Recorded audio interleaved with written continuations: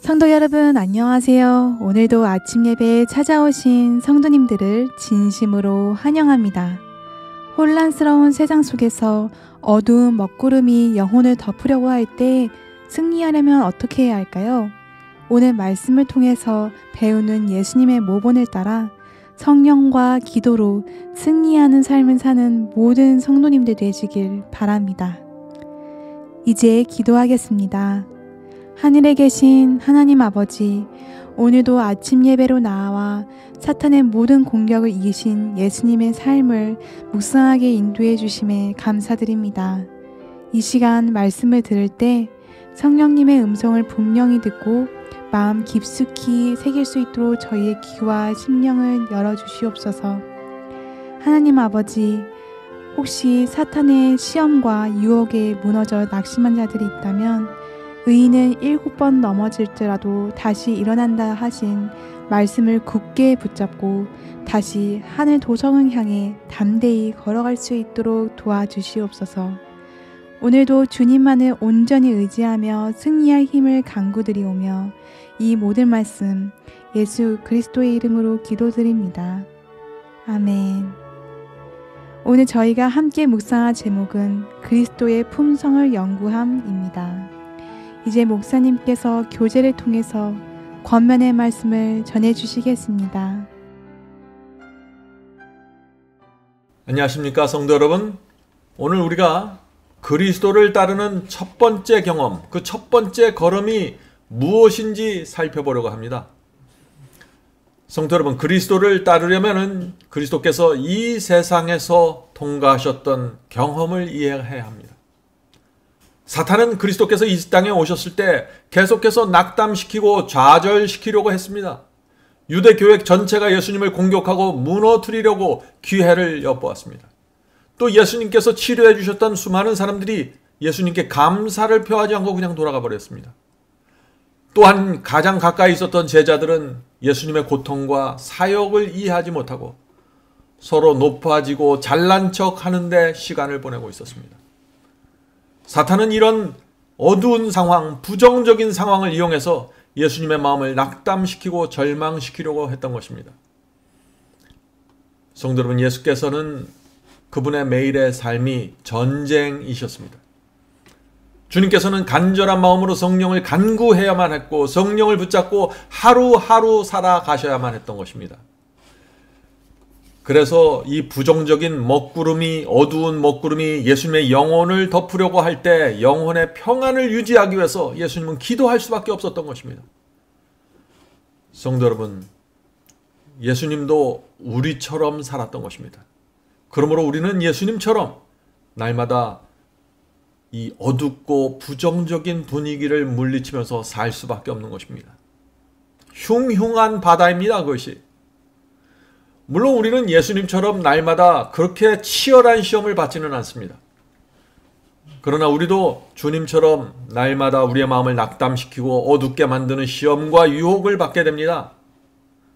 자, 우리가 이 사탄의 공격을 이 흉흉한 바다에서 어떻게 물리치고 승리할 수 있을까요? 오늘 우리는 이 질문에 대한 답을 살펴보려고 합니다. 오늘 본문 성경절 읽겠습니다. 시편 119편 6절이죠. 내가 주의 모든 계명에 주의할 때에는 부끄럽지 아니하리이다.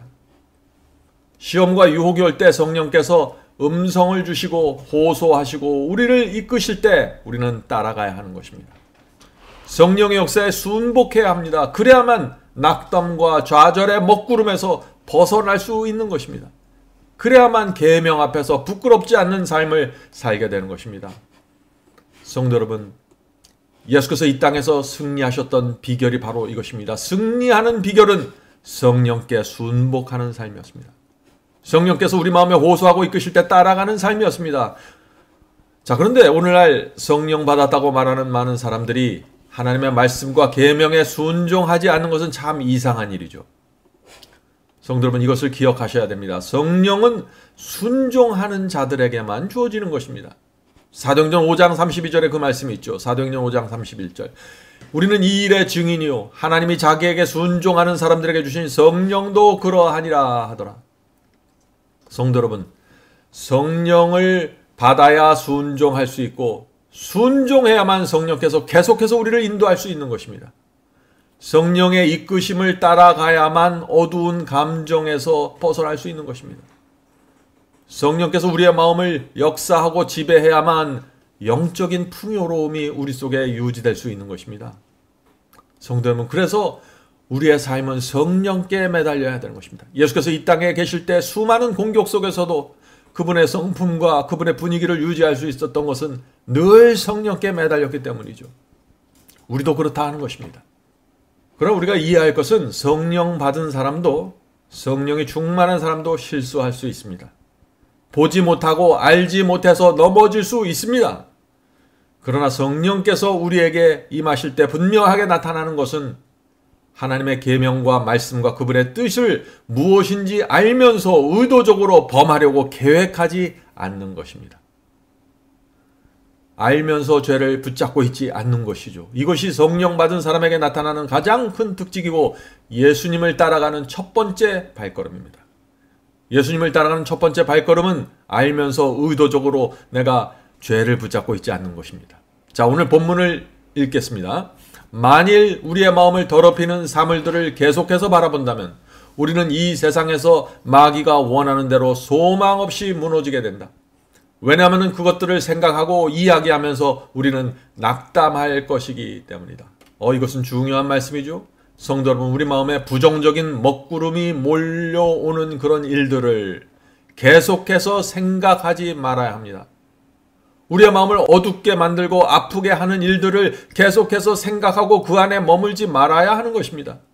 오늘 많은 분들이 내 속에 있는 어두운 감정, 부정적인 감정, 그런 생각들을 계속해서 고집하고 붙잡고 놓지를 않는 것입니다. 그렇게 하면서 낙담하고 하나님의 말씀에서 떠나는 일이 이어지는 것입니다.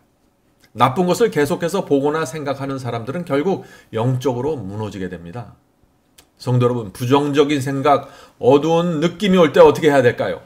성령께서 우리 양심 속에서 말씀해 주십니다. 조심하라고. 지금 부정적인 것이 오고 있다고 조심하라고 알려주십니다. 그때 어두운 생각과 느낌에서 우리가 단호하게 떠나기로 결정해야 되는 것입니다. 밝고 풍요로운 마음을 달라고 기도해야 하는 것입니다.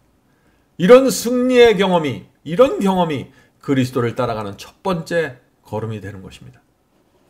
본문 읽겠습니다. 사랑을 나타내는데 실패했다고 남들을 비난할 때 우리는 우리 마음에 있는 사랑의 귀한 나무를 죽이게 될 것이다. 여기 참 놀라운 말씀이 있죠. 성도 여러분, 비난하고 비평하면은요, 내 속에 있는 사랑이 죽습니다.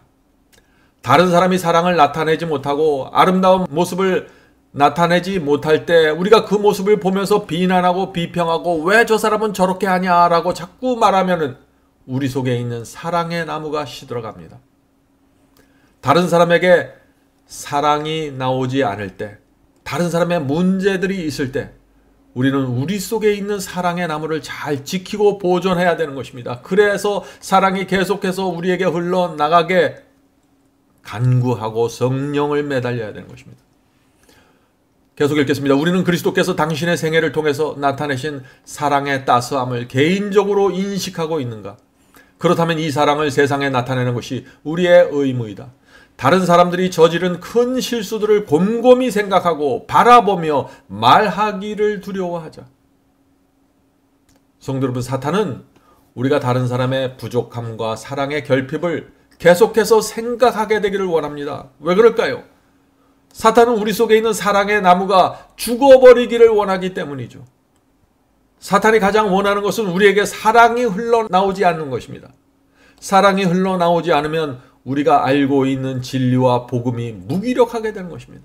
아무리 많은 빛을 갖고 있더라고 할지라도 우리에게 사랑이 흘러나오지 않으면 그것은 아주 힘이 없게 되는 것입니다.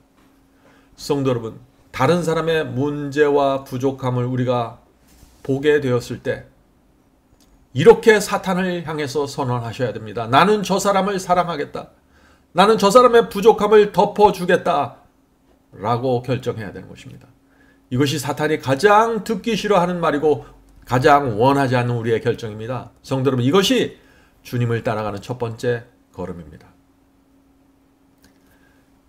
본문 읽겠습니다. 그대는 마음의 비현실적인 세계를 창조할 수도 있고 이상적인 교회를 그려볼 수도 있는데 거기서는 사탄의 유혹이 더 이상 악을 행하도록 조장하지 못한다. 그러나 완전은 오직 그대의 상상 속에서나 존재한다. 이 말씀이 무슨 뜻인가요? 많은 분들이 완전한 교회를 찾습니다. 흠도 없고 점도 없는 사람들만 모여있는 그런 완전한 교회를 찾죠.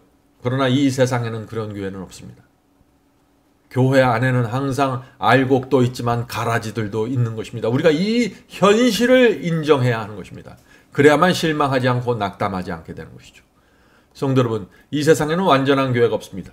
완전한 남편도 없고 완전한 아내도 없고 완전한 자녀도 없습니다. 우리는 가족과 교회 공동체 안에서 서로의 부족함을 채워주고 덮어주는 신앙을 배워야 하는 것입니다. 그 사람의 문제를 보지 못한 척 덮어주는 사랑을 훈련해야 하는 것입니다. 이것이 주님을 따라가는 첫 번째 걸음입니다. 계속 읽겠습니다. 세상은 타락한 세상이요. 교회는 가라지와 알곡이 자라는 들판으로 대표된 장소이다. 그들은 추수 때까지 함께 자란다. 자, 알곡과 가라지가 추수 때까지 교회 안에서 함께 자란다는 것이죠. 사탄의 주장에 따라 알곡이 뽑혀지면 안 되므로 인간의 지혜대로 가라지를 뽑는 것은 우리가 할 일이 아니다. 자, 예수께서는 교회 안에 알곡과 가라지가 함께 있을 것이고 이 알곡과 가라지는 교회 안에서 세상 끝까지 함께 자랄 것이라고 했습니다. 성도 여러분, 왜 예수께서 교회 안에 알곡과 가라지가 함께 있는 것을 인정해야 된다고 얘기하셨을까요? 우리가 함부로 가라지를 뽑으려고 할 때 우리는 실수합니다. 우리는 하나님이 아니기 때문에 그 사람의 중심을 이해하지 못하는 것입니다. 우리가 가라지를 뽑으려고 도전할 때 잘못하면 알곡을 뽑을 수 있다 하는 것입니다. 그래서 이 역사는 하나님께 맡겨야 되는 것입니다. 그래서 세상 끝에 예수께서 재림하실 때 가라지를 심판할 것이라는 말씀이 나오는 것입니다. 자, 그 말씀이 마태복음 13장 29절 30절에 나오죠. 마태복음 13장 29절 30절. 주인이 이르되 그만두라. 가라지를 뽑다가 곡식까지 알곡까지 뽑을까 염려하노라. 둘 다 추수 때까지 함께 자라게 두라. 자, 예수께서 재림하셔서 알곡과 가라지를 분리해서 그들에게 각각 보상과 형벌을 주실 때까지 내버려 두라는 것입니다. 나에게 맡기라는 것입니다. 추수 때 내가 추수꾼들에게 말하기를 가라지는 먼저 거두어 불사르게 단으로 묶고 곡식은 알곡은 모아 내 곡간에 넣으라 하리라. 성도 여러분, 예수께서 왜 교회 안에 있는 알곡과 가라지를 재림 때까지 그대로 두라고 하셨을까요? 왜냐하면 인간이 섣불리 가라지를 골라서 뽑으려고 할 때 실수하기 때문이죠. 성도 여러분, 하나님께서는 우리 모두에게 인생이라는 은혜의 기간을 주셨습니다. 우리는 이 인생이라는 기간 동안에 알곡으로 자랄 수 있는 기회를 얻고 태어나는 것입니다. 우리는 기회를 얻고 은혜를 갖고 태어나는 존재들입니다. 그런데 우리가 먼저 나서서 저 사람은 이기적이고 저 사람은 자기밖에 모르는 가라지임으로 뽑아버리자고 결정하면 어떻게 될까요? 그것은 주께서 그 영혼에게 주신 은혜의 시간을 무시하는 것입니다. 성령께서 역사하실 기회를 우리가 빼앗아버리는 것입니다. 성도 여러분, 조심하세요. 알곡과 가라지는 성품의 문제입니다. 이기적이고 교만하고 남을 도와주지 않고 다른 사람을 뒤에서 흉보는 것, 가라지의 특징입니다. 교회는 그럼에도 불구하고 그런 가라지들에게 여전히 은혜의 기간을 주어야 하는 것입니다. 기회를 주어야 하는 것입니다. 왜 그럴까요? 왜냐하면 한 번 가라지라고 해서 영원히 가라지인 것은 아니기 때문이죠. 그 영혼이 성령께 굴복하고 주의 말씀에 순종하면은 자신의 생애를 주님께 드리면은 알곡으로 변화될 수 있는 것입니다. 그래서 우리는 기다려줘야 되는 것입니다. 성도 여러분, 이 알곡과 가라지의 문제는 성품의 문제입니다. 교회는 그런 성품이 부족한 교인들을 인내하고 참아 주어야 하는 것입니다. 우리가 필요하다면 교회에서 존경받는 어떤 어른이 나서서 그 부족한 사람들을 타이르고 알려주어야 하는 일들은 필요하겠죠. 그러나 그들을 제거하려고 하면 안 되는 것입니다. 자, 그러나 알곡과 가라지의 문제가 아닌 것이 있습니다. 그것은 무엇이냐면 교리의 문제입니다. 어떤 사람이 잘못된 복음을 끝까지 고집하고 잘못된 교리를 끝까지 고집하면서 교회 안에서 마치 거짓 선지자처럼 사람들에게 악한 영향을 줄 때, 그것은 가라지와 성품의 문제가 아닙니다. 교회는 그런 사람에게 교훈을 주고 진리를 정확하게 제시해야 되며 그 사람이 끝까지 거절할 때는 교회에서 정식으로 그 문제를 다루고 그 사람에 대한 문제를 해결해야 되는 것입니다. 결정해야 되는 것이죠. 자, 본문을 읽겠습니다. 누구도 그리스도인이라고 공언하는 자들의 불완전함을 애써 평가하는 일에 짧은 인생의 황금 같은 시간을 낭비할 필요가 없다. 우리 중 한 사람도 이와 같은 일을 할 시간이 없다. 자, 성도 여러분, 다른 사람의 성품의 불완전함을 평가하고 판단하지 말아야 됩니다.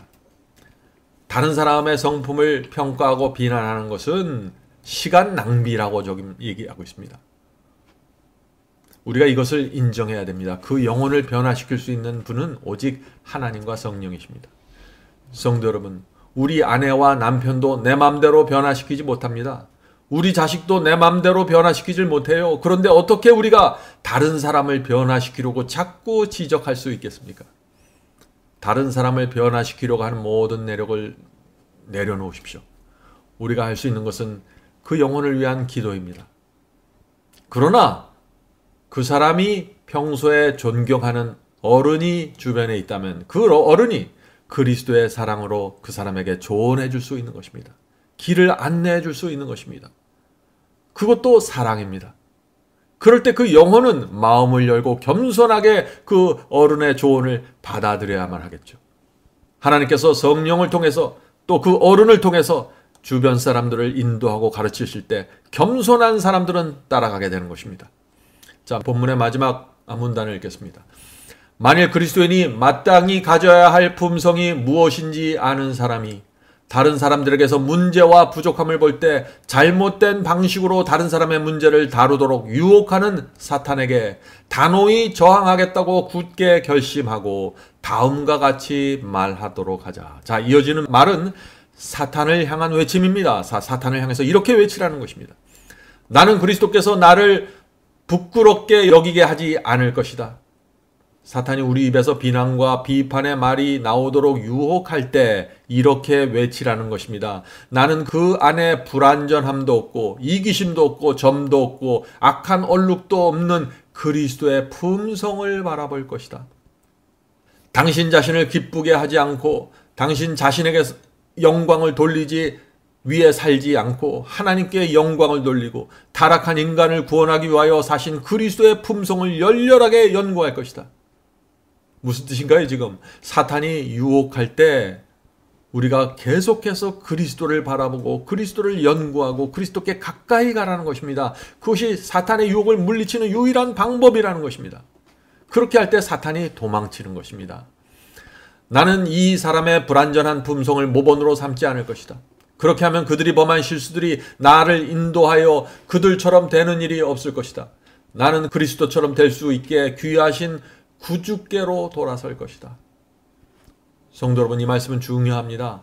사탄이 우리 마음을 힘들게 하고 시험과 유혹으로 우리를 괴롭힐 때 그 시험과 유혹 자체를 바라보지 말고 나를 괴롭힌 사람 그 사람 자체를 바라보지 말고 그 사람의 부족함을 바라보지 말고 그리스도께로 돌아서서 그리스도께로 가라는 것입니다. 어두운 느낌과 감정이 밀려올 때 우리는 그리스도께 가야 하는 것입니다. 시험과 유혹이 오는 것을 보면서 가만히 앉아 있으면 안 됩니다. 사탄에게 붙잡힙니다. 그리스도께 가야 합니다. 성도 여러분, 오늘 혹시 사탄이 우리를 시험하고 유혹할 수 있습니다. 그때 우리는 사탄을 향해서 나는 어둠과 상관하지 않겠다라고 선언하면서 그리스도를 바라보십시오. 그분의 은혜와 사랑과 그분의 모본을 보십시오. 그분께서 지금 이 상황에 있었다면 어떻게 하실까를 생각해 보세요. 그것이 그리스도를 따라가는 첫 번째 발걸음입니다. 자, 이제 기도하겠습니다. 하늘에 계신 저희들의 아버지, 오늘 우리가 그리스도를 따라가는 첫 번째 발걸음이 무엇인지 살펴봤습니다. 시험과 유혹이 올 때, 어두운 느낌과 분위기가 우리를 덮칠 때, 먹구름이 몰려올 때 우리가 비난하고 비평하고 어둠 속으로 빨려 들어가지 않게 저희를 지켜주시옵소서. 저희가 돌아서서 그리스도를 향해 갈 수 있도록 성령께서 저희를 인도해 주시옵소서. 저희의 양심 속에 말씀하시고 내 부족함과 내 결핍된 것들이 드러날 때마다 겸손하게 내 자신을 내려놓고 주여 이것을 고치기 원합니다. 도와주시옵소서라고 기도할 수 있게 도와주시옵소서. 하늘에 계신 아버지, 우리의 이 흉흉한 인생이라는 바다를 지나갈 때 성령께서 저희의 부족함과 저희의 부족한 면들을 나타내 보여주실 때 저희가 겸손하게 인정하고 내려놓을 수 있도록 도와주시옵소서. 저희는 이 세상에 짧은 시간을 살 때 하나님께 영광 돌리고 하나님만을 위해서 살기 원합니다. 주여 저희의 발걸음을 인도해 주시고 저희가 부족할지라도 저희를 포기하지 마시고 끝까지 인도해 주시옵소서. 예수님의 이름으로 간절하게 기도드립니다. 아멘.